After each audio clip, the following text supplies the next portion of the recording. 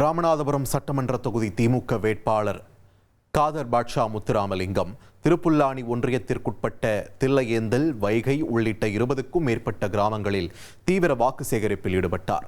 அப்போது பொதுமக்கள் முன்வைத்த குடிநீர் கோரிக்கைகளுக்கு பதிலளித்த அவர், கரூரில் இருந்து நேரடியாக குடிநீர் கொண்டு வரும் 2500 கோடி ரூபாய் மதிப்பிலான திட்டப்பணிகள் 97% நிறைவடைந்து விட்டது என்று தெரிவித்தார். குடிதண்ணீர் கோரிக்கை வைத்தார்கள். அப்பொழுது நான் அவரிடத்தில் எடுத்துச் சொன்னேன், தமிழ்நாட்டுடைய முதலமைச்சர் அவர்கள் 2022ஆம் ஆண்டு நம்முடைய காவேரி கரூர் அருகே நஞ்சப்பூலூர் என்ற கிராமத்திலிருந்து ரூபாய் 2800 கோடி மதிப்பீட்டில் ராமநாதபுரத்துக்கு என்று தனித்துவமாக ஒரு திட்டத்தை தந்து அந்த திட்டம் 95% பணிகள் முடிவெற்றது. இன்னும் 1 மாத காலத்தில் ஒவ்வொரு கிராமங்களும் ஒவ்வொரு நகர்ப்புறங்களும் பேர் வரும் என்பதை நான் அவரிடத்தில் எடுத்துச் சொல்லியிருக்கின்றேன். பேர் ஆதரவு அவர்கள் மீண்டும் தமிழ்நாட்டில் நம்முடைய திராவிட மாடல் முதலமைச்சர் உதயசூரியன் வாக்கு கேட்போம் என்று சொல்லியிருக்கிறார்கள். இனி செல்லும் இடமெல்லாம் செய்தி. தந்தை டிவியின் வாட்ஸ்அப் சேனலை ஃபாலோ பண்ணினா செல்ல இருக்கும் இடமெல்லாம் செய்தி.